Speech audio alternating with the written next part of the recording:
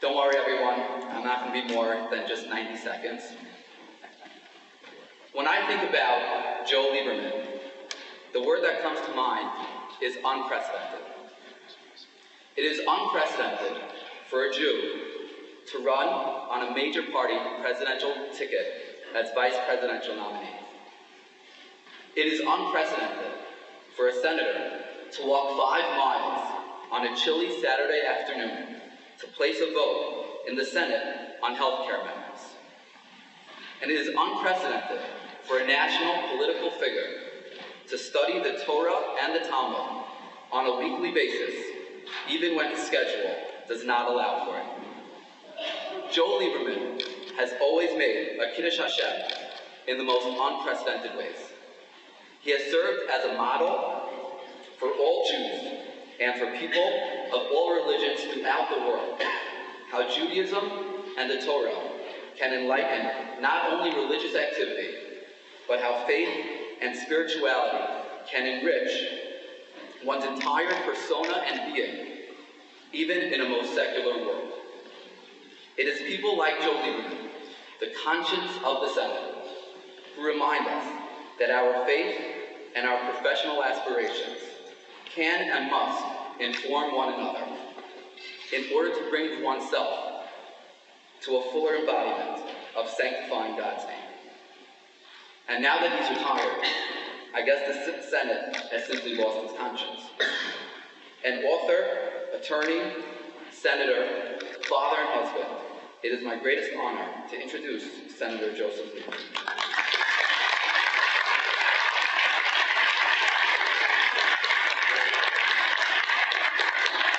Thank you very much. For those who don't know, that was Rabbi Moshe Gannett.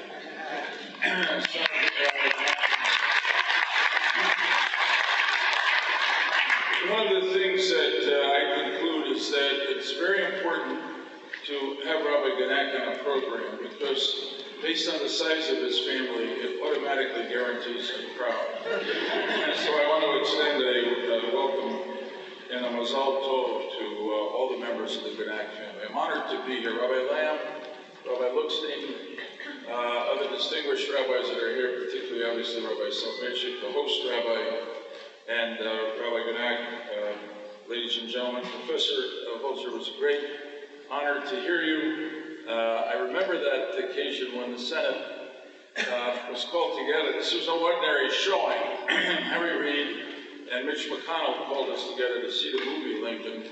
The very fact that they were doing it together was newsworthy, of course. And there was no usual screening because Spielberg was there, Daniel Day-Lewis was there, Doris Prince was there, and the professor was there. And the lessons were vivid and not adequately adhered to, I'm afraid to say. I am delighted to be back here in this historic, beautiful show so soon after having had the honor to be here at the installation of Rabbi Meir Soloveitchik. He is a great leader of the Jewish community in America and worldwide, and only will become greater as the years go by. You can see as I left the Senate, I'm feeling more prophetic, so I can make predictions of that kind. When I was here, I said that many things about him on the day of his installation, but that though everyone focused, of course, on his renowned family name, that I wanted to focus on his first name, Meir, which is one who gives off light and shines, and I was confident that his light would really brighten this show in the community and really the world from this place. So a very short time later, relatively speaking, on the first night of Hanukkah, our youngest daughter gave birth to a baby boy, and she named him Meir. Now, I was going to mention, trying to link the two, but really being limited by my Ashkenazic upbringing, I thought it would be somewhat indelicate to do so, but when I mentioned it to Rabbi Soloveitchik, he said, this proves that at your essence, you and your family are Spartan. And I hope that this baby will add light as you have throughout your career and will continue to do. This is an extraordinary book. I've read it. I've been informed and elevated by it. It is worth reading of its own, and I hope you all will. Really quite a remarkable accomplishment. But I want to just speak for a moment about building on what has been said already brilliantly by the professor about what this book tells us about the unique, really unprecedented status of the Jewish community in America. In Jewish history, there is a long record of communications between Jewish leaders and non-Jewish heads of state. Most of that record is strewn with tears and controversy and even blood.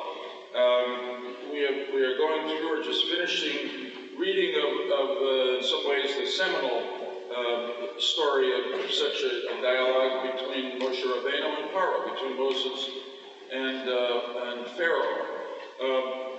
But it went on and on. On Yom Kippur, we read the martyrology, which brings together painfully the occasions throughout history when leaders have at best challenged, disputed.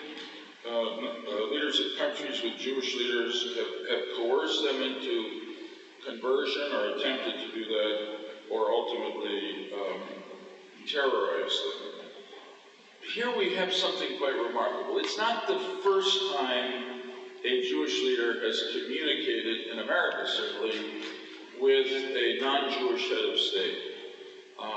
Thank God. And it's not the first time it's happened in the world. Rabbi Sachs, previous chief rabbi of the United Kingdom, had remarkable relations with some of the recent spiritual relations, really, with some of the recent heads of state, prime ministers and indeed of the royal family in the United Kingdom.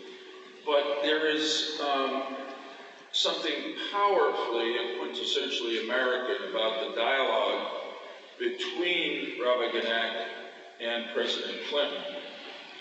And I want to say what I'm feeling, which is that as you read this book, this is a dialogue between equals.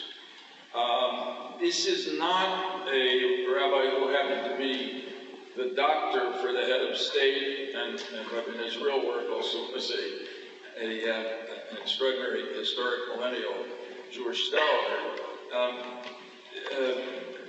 This is not a relationship between the head of a country and a court Jew.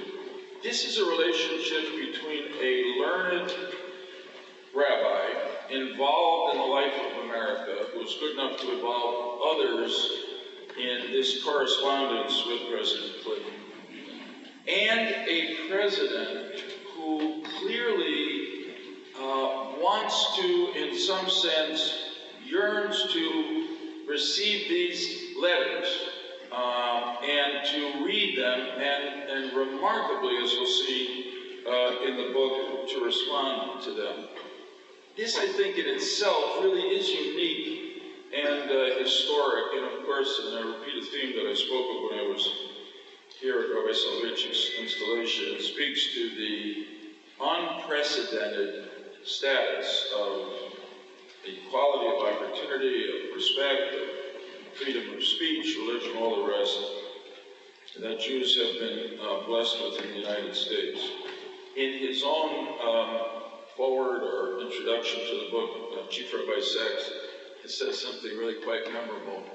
And I quote it, it's a broad, sweeping historical statement. He says, "You have to go back to the book of Jonah for the last time a Jewish prophetic voice was heeded by a non-Jewish society." That's a long way. And Rabbi Sachs, I think, is speaking here not just of Rabbi Genack's learned and eloquent voice, but of the voice of the Jewish community and the receptivity of the non-Jewish community to hearing that voice. I want to come back to that in a minute. Second, what runs through these pages and is important for us always to acknowledge and accept as a responsibility as Jews, is that while the Torah was obviously given to the Jewish people at Sinai and accepted, received by the Jewish people at Sinai, it was really given to all of humankind, and it is our mission not just to hold it in ourselves and its lessons within, but to take it out into the world. And in this book, in this dialogue, this discussion that has gone on between Rabbi Genack and his friends and President Clnton over these many years, we have just an extraordinary model of exactly that. This is also a book that really celebrates two remarkable people that I'm proud to know. Rabbi Genack has been my friend, he's been my teacher. When Rav Moshe was kind enough to say that I actually try to study Torah every day, but once a week I study it with his dad, Rabbi Menachem Genack, and it's a highlight of the week. It's always particularly when Shabbos starts early during the winter, it's always a challenge to get to speak both to our four children and to Rabbi Genack, but we manage it on most Shabbos. Rabbi Genack, it bears saying, has been at the center of two extraordinary contributions to modern Jewish life and to the modern Orthodox movement. The first is his own scholarship, but his belief in the published word and the leadership, the singular leadership that he has played, the leadership role he has played in publishing and making broadly available the works of Rav Soloveitchik. And now he continues that with his really personal creation and leadership of the OU Press, which has continued to disseminate really wonderful works of scholarship and spirit. The other, I think we may take for granted, and that is the role he's played as the head of the OU Kashrut program. I don't know about you, but I grew up at a time when I went shopping with my mother, this is a public confession, Rabbi, I don't know if you're able to grant me or feel it tonight, but you know what I would do at the supermarkets in Stamford, Connecticut? I'd go and read the contents, right? Because there were no hashgachas on the food, really, and I just have to make sure, you know the story. But today, you could go into just about any store, anywhere in America, and I've done it in a lot of unusual places in America, and find food with a hashgacha on it. The rabbis made it really easier to be an observant Jew in the dietary sense. For somebody like me who spent a lot of time campaigning and running around not sure not only when I was going to get my next meal, but when I could eat the next meal that was put in front of me, the fact that the OU has put its seal on so many of what I call nutrition energy bars, and Hadassah calls candy bars, Anyway, I thank you for that. This book is just the latest in Rabbi Genack's contributions to American life and American Jewish life.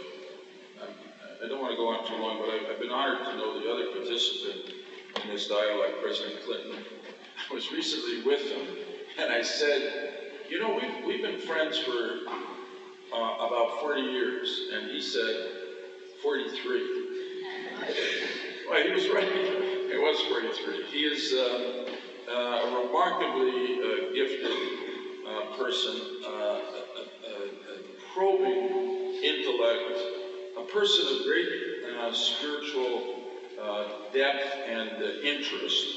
And this is evident from this book. The very fact that he not only welcomed Rabbi Genack's suggestion of the dialogue, but continued to support it and continues to over the years. I've talked to him about these letters, and they meant a lot to him when he was in the White House, and they have meant a lot to him ever since. And I think in this book, I just say this in passing, we have yet another piece of powerful evidence of what I think is one of the most remarkable developments, transformations of my lifetime, which is the improvement in the relations between Jews and Christians, particularly in America, but in a broader sense also through the changes in the Roman Catholic Church. So let me say finally that the book speaks to all of us and gives us a lesson. I've referred to it, and I just come back to it, which is that those of us who in our time renew the acceptance of the Torah that Bnei Israel did at Har Sinai, that we have an obligation not to draw inward, but to take it outward to the broader society, and to, here in America at least, have the confidence as we do that, as symbolized by President Clinton's response, that the non-Jewish world wants to hear about Jewish values and Jewish hopes for the future. For all that, Rabbi Genack, I thank you and look forward to your discussion tonight. Thank you.